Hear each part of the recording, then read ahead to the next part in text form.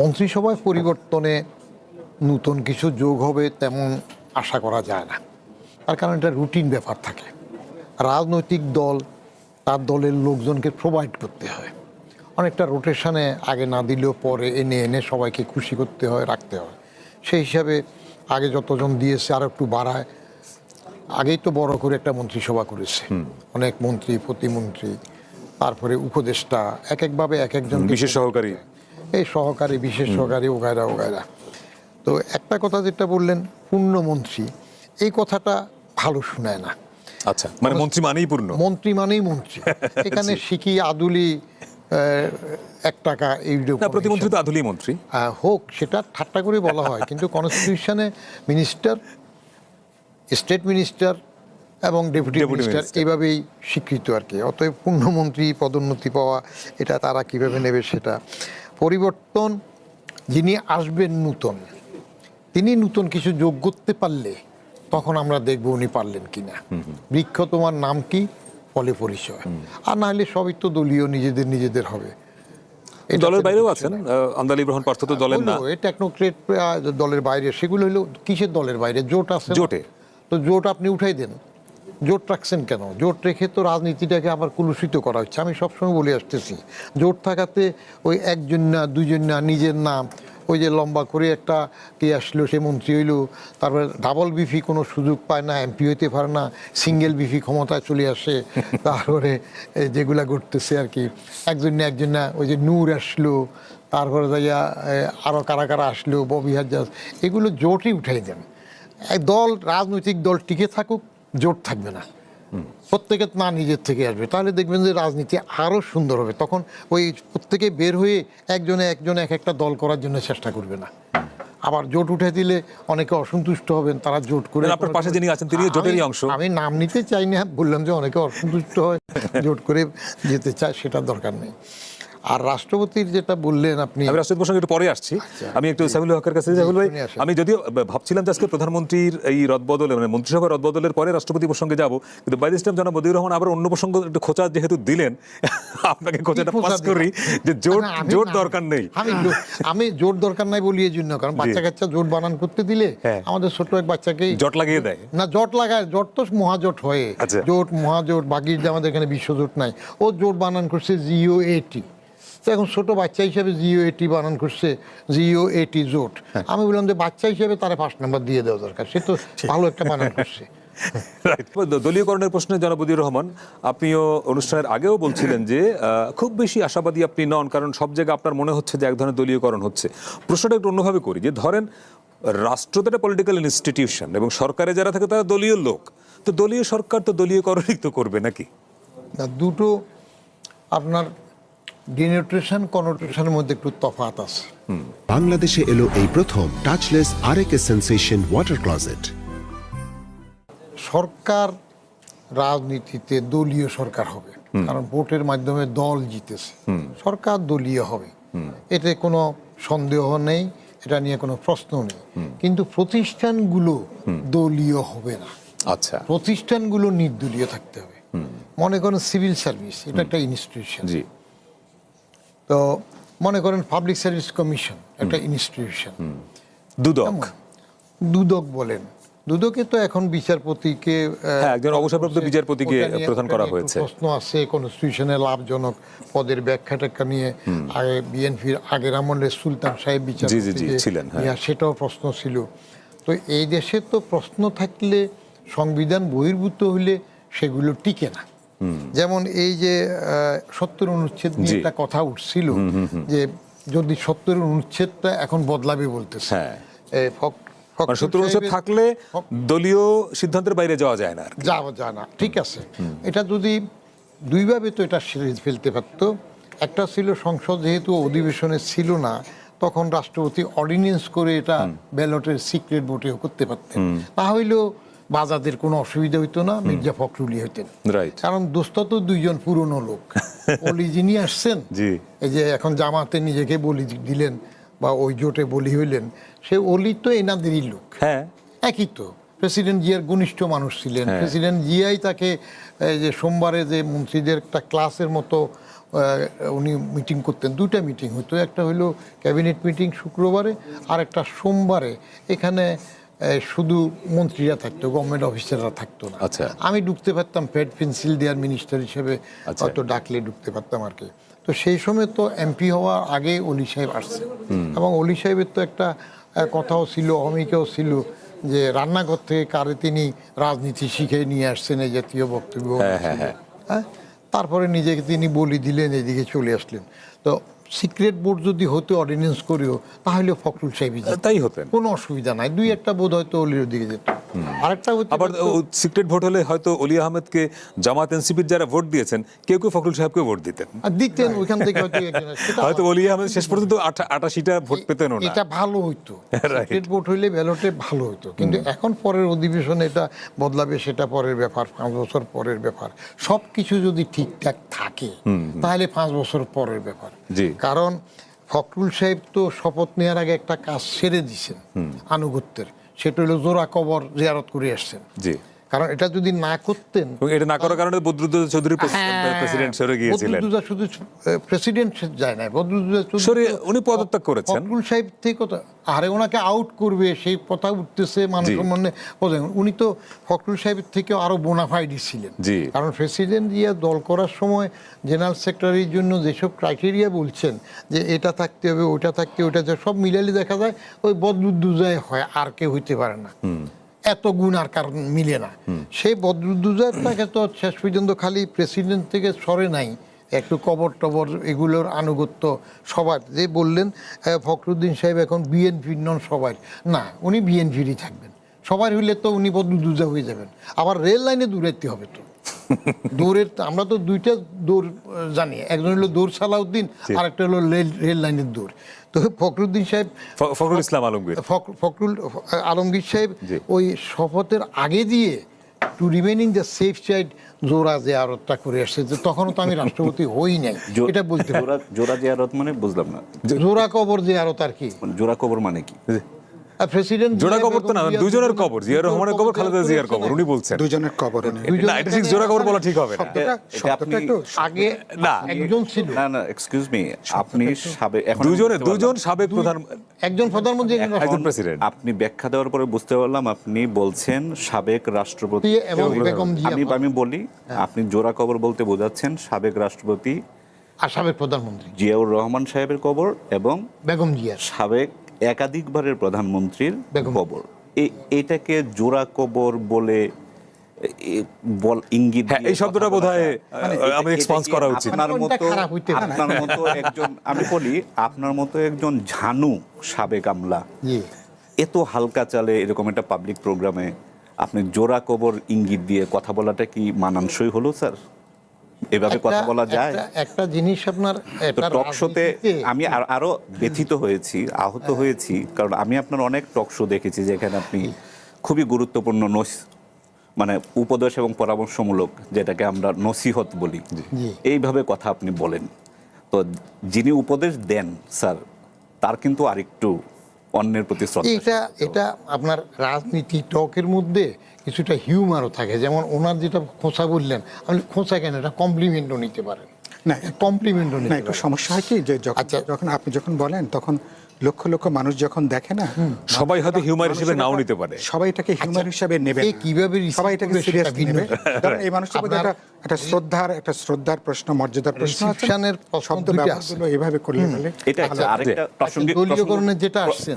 প্রসঙ্গক্রমে এটাও বলে রাখি, বদরুদ্দোজা সাহেবের পদত্যাগকে যেভাবে এক ধরনের খুবই হালকা এবং সরস কথা হিসাবে, শুধু কবর জিয়ারতের জন্য প্রেসিডেন্ট থাকতে পারেননি হিসাবে যেভাবে ব্যাখ্যা দেওয়া হয়, এটা ইতিহাসের খুবই বিকৃত ব্যাখ্যা। ব্যাপারটা এরকম না।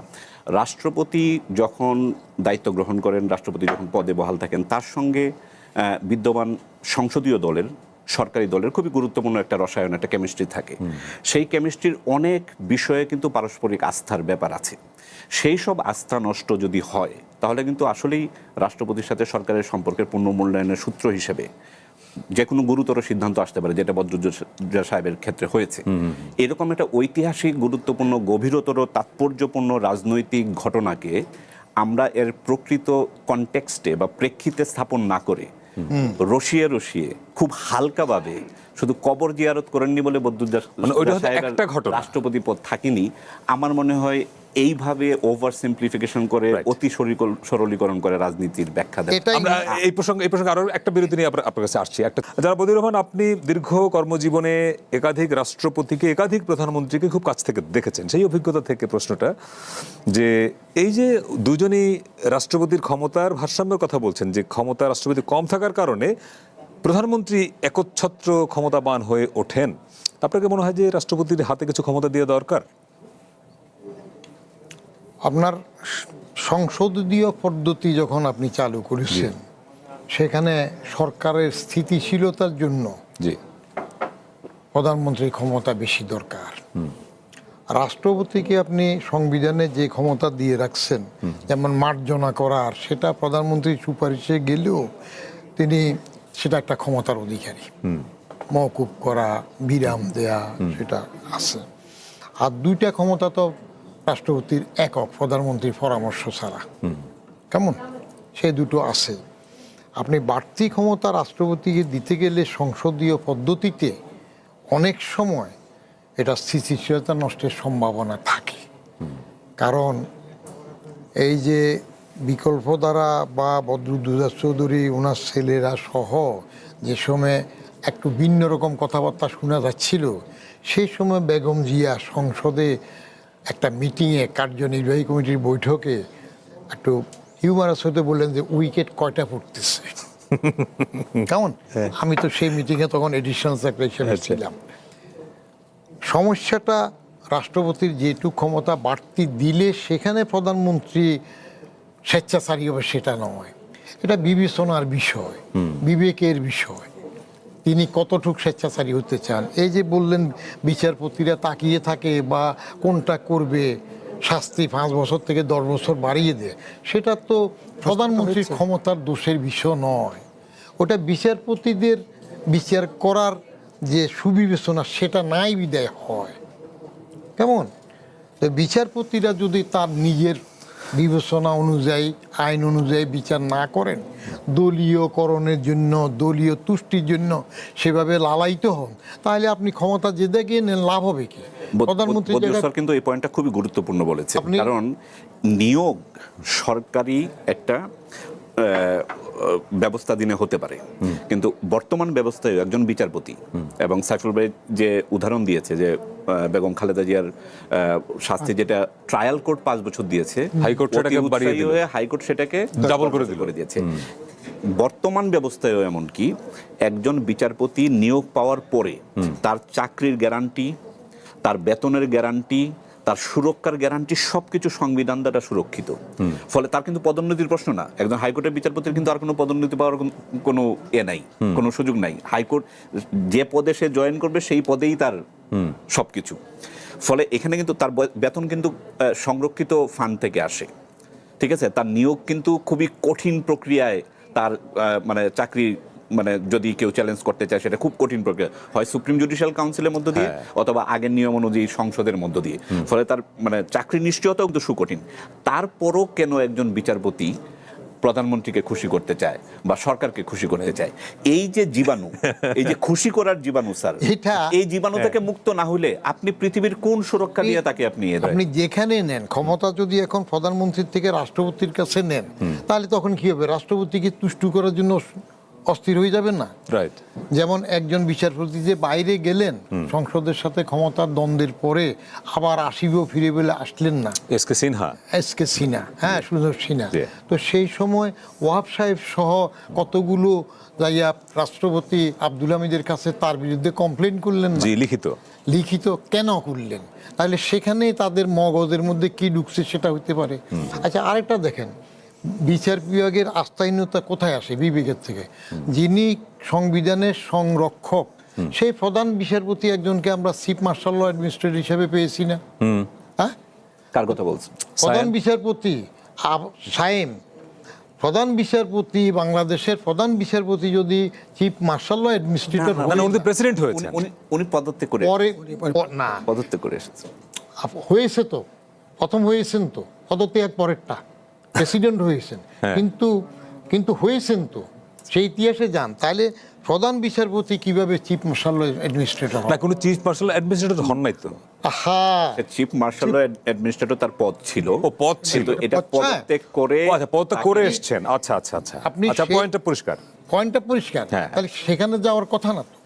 তা আপনি বিচার বিভাগের যে ইতিহাসের protection- সাথে বলে রাখি, জি। খালেদ মোশাররফ যে পাল্টা কু করলেন, জি পাল্টা কুয়ের সবচেয়ে গুরুত্বপূর্ণ এবং স্থায়ী পরিবর্তনটাই এটা যে রানিং প্রধান বিচারপতিকে তারা অনুরোধ করেছে যে স্যার আপনি দায়িত্ব নেন। এই দায়িত্ব নয়নের নেগোসিয়েশনে তিনি রাজি হয়েছেন জাস্টিস সায়েম, এবং তিনি পদত্যাগ করেছেন প্রথমে, তারপরে তিনি এসে দায়িত্ব নিয়েছেন। এবং সেটাও কিন্তু একটু বিচার বিভাগকে এই ক্ষেত্রে একটু রহম করি, বেশি দোষ না দিই, কারণ প্রধান না, আপনি এখন বিচার বিভাগে ভালো পদে আছেন, আপনাকে তো রম করতে হবে। কারণ ওই উদ্যোগটা বিচার বিভাগ থেকে আসে না তার মানে বদিউর রহমান মার্শাল ল কর্তৃপক্ষই তাকে না, নিয়ে। যারা বদিউর রহমানের পয়েন্টটা আমি যদি বুঝে থাকি যে সেখানে- ব্যক্তির ইন্টেনশনটা হচ্ছে ব্যাপার, এখানে আপনি আপনি ওই পদ থেকে পদত্যাগ করে সিএমএলএ তে যাবেন কেন? কারণ এটা তো একটা বিরাট পদ, সংবিধানের সংরক্ষক। এই যে এবার কি করলো সুপ্রিম সাহেব, রেফারেন্স তো প্রধান বিচারপতির কাছে পাঠাতে হয়, সুপ্রিম কোর্টে পাঠাইছে, তাহলে সেখানকার ক্ষমতাটা কত সংরক্ষিত, অবশ্যই। কত সুরক্ষিত। অবশ্যই। তো সেই জায়গায় আমাদের যিনি যান তার উপর নির্ভর করে কি হবেন। এটা প্রধানমন্ত্রীকে তুষ্ট করার জন্য যাবে না রাষ্ট্রপতিকে তুষ্ট করার জন্য যাবে, সেটা হইল আপনার দেখি যদি যেখানে স্বর্গে যায় তাও যদি ও ধান ভানবে আর কি। ভানবে, Right. সেটা হইল ভিন্ন জিনিস। জনাব সাইফুল হক, আমরা একদম প্রায় শেষ পর্যায়ে, তো যে আলোচনাটা একটা কনক্লুশনে আসতে চাই। ধরেন রাষ্ট্রের এখন যে আমাদের যে চরিত্র, এইটাকে আপনি একইভাবে রেখে প্রেসিডেন্টের ক্ষমতা যদি বাড়ানো, তাতেও এই প্রধানমন্ত্রী কর্তৃত্ব পরায়ণ হয়ে ওঠা, কিংবা আবার রাষ্ট্রপতির হাতে ক্ষমতা দিলে তখন রাষ্ট্রপতি কর্তৃত্ব পরায়ণ হয়ে উঠবে কিনা, মানে এটা পলিটিক্যাল কালচারের সমস্যা কিনা আসলে। এই প্রসঙ্গে সাইফুল ভাইয়ের পর আমার একটু সময় দিয়েন, কারণ জি। আমি আগের কথাটা শেষ করি। আচ্ছা ঠিক আছে। না না, আমি এখানে ব্যক্তির সদিচ্ছার চেয়ে আমি মনে করি প্রতিষ্ঠানগুলো যদি আমরা গড়ে তুলতে পারি, প্রতিষ্ঠান গড়ে তোলার সাথে প্রতিষ্ঠানের নির্বাহীরা তারা কিভাবে দায়িত্ব পাচ্ছেন, তারা কিভাবে ইলেক্ট হচ্ছেন, তারা কিভাবে নিয়োগ প্রাপ্ত হচ্ছেন, সেটা অনেক বেশি গুরুত্বপূর্ণ।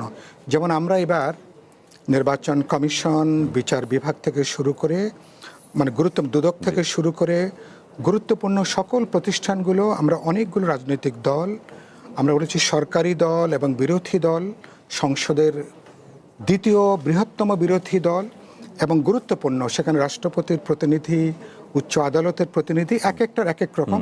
তার মানে অনেকগুলো সংস্থার একটা গুরুত্বপূর্ণ প্রতিনিধিরা ডেমোক্রেটিক্যালি আলাপ আলোচনা করে, বোঝাপড়া করে বাছাই কমিটি হবে, নিয়োগ প্রক্রিয়াটা করা। আমি কথা বোঝাতে পারছি? জি, জি, জি। যাতে কেবলমাত্র দলান্ধ বা দলীয় আনুগত্যের লোকেরা যাতে এইসব গুরুত্বপূর্ণ পদে নিয়োগটা যেন প্রধানমন্ত্রীর একক কর্তৃত্বে না থাকে, আসতে না পারে। আচ্ছা। নির্বাহী বিভাগ যদি একক কর্তৃত্বে থাকে, তাহলে এই ইনস্টিটিউশনগুলো যেটা আপনি বললেন, যখন তারা বোঝে যে আমার নিয়োগের সাথে প্রধানমন্ত্রী বা সরকারি দলের তাদের ইচ্ছা অনিচ্ছা, তার সাথে আমার র্যাপোর্টটা কীরকম এটা ডিপেন্ড করে, তখন তিনি ইন্ডিপেন্ডেন্টলি জাজমেন্টটা, তার পক্ষে প্রফেশনাল রোলটা অনেক সময় প্লে করা সম্ভব হয় না। মার্কিন যুক্তরাষ্ট্র এত বছর বা ভারত এত বছর কিভাবে এভাবে টিকে আছে ইনস্টিটিউশনসগুলোর জন্য। সেখানে আপনি বিভিন্ন প্রতিষ্ঠানগুলো, এগুলো তাদের কম্পারেটিভ, তাদের যে নিউট্রালিটি এবং তাদের যে ইফেক্টিভনেস, সেটা অনেক অনেক বেশি গুরুত্বপূর্ণ। মার্কিন যুক্তরাষ্ট্র একটা রাষ্ট্রদূত বাংলাদেশে কে আসবে এখানে মার্কিন অ্যাম্বাসেডর হিসেবে, তাকে 2-3 দফা তাকে জবাবদিহি করে, তাকে সিনেটে শুনানি করে করে তারপরে তাকে এখানে আসতে হয়। আমি কথাকে বোঝাতে পারছি? তার মানে আপনি বলছেন যে গুরুত্বপূর্ণ পদে নিয়োগের প্রক্রিয়াটা হচ্ছে গুরুত্বপূর্ণ। নিয়োগের প্রক্রিয়াটা ডেমোক্রেটিক করা দরকার। নিয়োগের প্রক্রিয়াটা যদি একক কোনো জায়গার মধ্যে থাকে, তাহলে এটা আপনি তাহলে কিন্তু কখনোই যে জায়গা আপনি চান তার একটা ইন্ডিপেন্ডেন্ট, মানে বদিউর রহমানের শব্দটাই আবার নেই যে অর্থাৎ দলীয়করণটা তার মানে আপনি কেবল বন্ধ করতে হবে। হ্যাঁ, ব্যক্তির সদিচ্ছা নিশ্চয়ই গুরুত্বপূর্ণ, কিন্তু ব্যক্তির সদিচ্ছার উপরে কেবল আপনি কিন্তু পুরো জিনিসটা ছেড়ে দিয়ে কিন্তু মডার্ন কোনো স্টেট কিন্তু চলবে না। আপনাকে প্রতিষ্ঠানটাকে আপনাকে বিল্ড আপ করতে হবে, তার অ্যাকাউন্টেবিলিটি, সেটা কিভাবে চলছে, তার জবাবদিহিতার জায়গাটা কি, সেই জায়গাটা করতে না পারলে আমরা কিন্তু এগোতে পারবো না। আমরা সবটাই মিলে আমরা একটা একবিংশ শতাব্দীর উপযোগী মানে একটা আপনারা অন্তর্বর্তী জবাবদিহিমূলক, সরকার একটা 1.5 বছর যে স্বচ্ছ- শব্দটা সবচেয়ে বেশি উচ্চারণ করেছেন সংস্কার, হ্যাঁ, না, মানে না, এর সংস্কারটা চাচ্ছেন মানে আমি বলছি সংস্কারটা আগে দরকার। আমি প্রায় বলেছি রাজনীতিকদের মাথায় জি। আগে সংস্কার দরকার। Right. অন্য যত সংস্কার আছে না কেন, জি। পলিটিশিয়ানদের মাথায় যদি সংস্কার না থাকে, জি।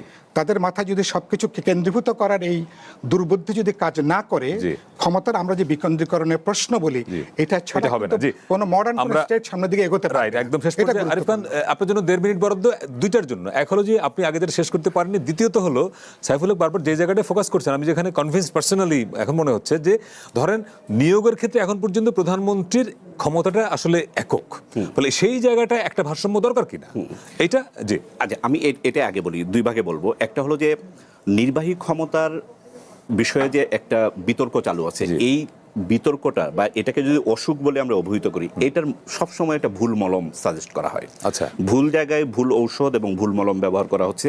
নির্বাহী সরকারের ক্ষমতায় হাত দেওয়া যাবে না, এটা সরকার পরিচালনার ক্ষেত্রে এক ব্যাপক তাহলে নিয়োগের সংকট প্রক্রিয়াটা তৈরি করে। পরিবর্তন করতে হবে। না, নিয়োগও ঠিক আছে, কারণ নির্বাহী কর্তৃত্বেই নিয়োগ হতে হয়। এইটাকে কাটছাট করে রাষ্ট্রপতির সাথে ভাগাভাগি করা, আমাদের যে এক্সিস্টিং যে পলিটিক্যাল মডেল, এই মডেলের সাথে এটাকে আপনি খাপ খাওয়াতে পারবেন না। তবে হ্যাঁ, এটা সমাধান তো লাগবে। আমাদের প্রবলেম right, আছে, right. আমাদের এফিসিয়েন্সির অভাব আছে, আমাদের দক্ষতার অভাব আছে, দলীয়করণের আমাদের সমস্যা আছে, অস্বচ্ছতার সমস্যা আছে। আপনি আমি কেন বলি যে বাংলাদেশে রাজনৈতিক নির্বাহী ক্ষমতার সমাধান, ভাগাভাগি সমাধান হিসেবে কেন বারবার রাষ্ট্রপতির কথা 30 বলা হয়? সেকেন্ড। এর কারণ হলো এটা একটা রোমান্টিক বিভ্রান্তি। জি। একবারও কি এই আলোচনায় আপনি শুনেছেন যে সংসদীয় কমিটি বলতে যে একটা ব্যবস্থা জি। আছে, যেটা সংসদে আছে এবং কখনোই ওইভাবে function সংবিধানে করে আছে। নাই। সংসদীয় কমিটির তো একটা সার্বভৌম ক্ষমতা আছে, Right. তারা জনগণের প্রতিনিধি। কেন সকল নিয়োগ, Right. কেন রাষ্ট্রপতির কথা বলা হয় বারবার? এই জন্য বড় জায়গা, এটাকে right. আমি বলি রোমান্টিক বিভ্রান্তি। হ্যাঁ।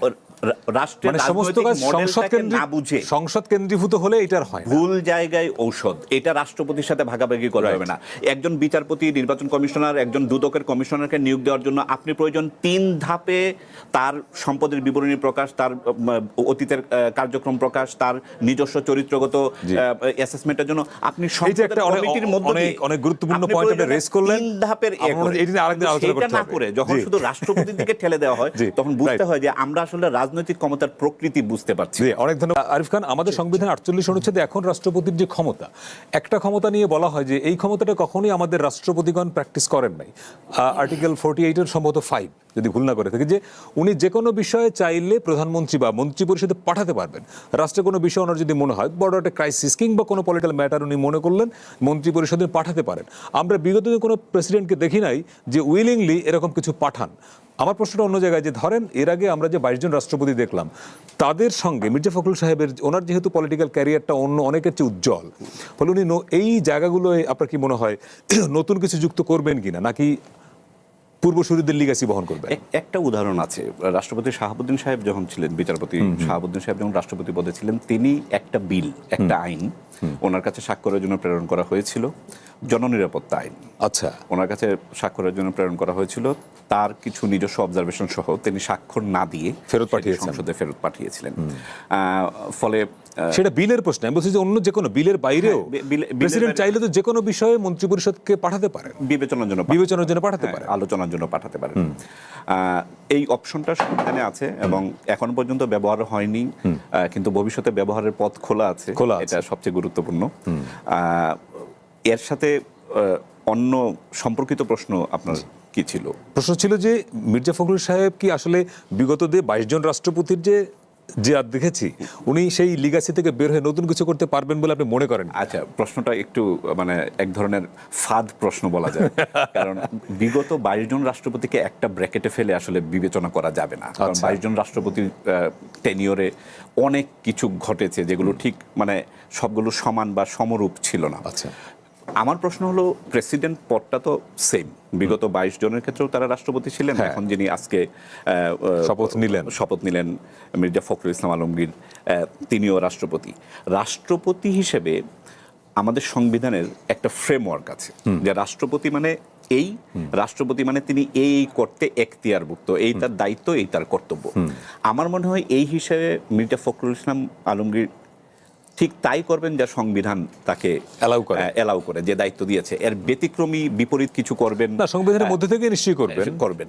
ফলে এই জায়গায় জিনিসটা সুনির্দিষ্ট। এবং বাংলাদেশের সংবিধানে রাষ্ট্রপতিকে, আমাদের যখন রাষ্ট্রপতির ক্ষমতা এবং প্রধানমন্ত্রীর ক্ষমতা বা সরকারের ক্ষমতা এবং এক ধরনের ভাগাভাগি, যেটা সাইফুল ভাই একটু আগে ভারসাম্য সব কথা বলা হয়, এগুলো এক ধরনের খুবই বিভ্রান্তিকর আমি বলবো আলোচনা। কারণ এটা হলো আমাদের রাষ্ট্রীয় নেচার, আমাদের পলিটিক্যাল স্ট্রাকচারকে অনেকটা ঐতিহাসিক দৃষ্টিতে না বুঝার একটা প্রবণতা আমি অনেকের মধ্যে দেখেছি। আমাদের রাষ্ট্রটা, আমাদের সাংবিধানিক স্কিমটা কোন মডেলের? সারা পৃথিবীতে তো বাংলাদেশ একমাত্র রাষ্ট্র না। মডেল, হ্যাঁ, আমাদের মডেলটা কি? আমাদের মডেলটা হলো যে আমরা এখানে একটা মন্ত্রী পরিষদ এবং সংসদীয় সরকার পদ্ধতির সরকার ব্যবস্থা প্রতিষ্ঠা করেছি, যেখানে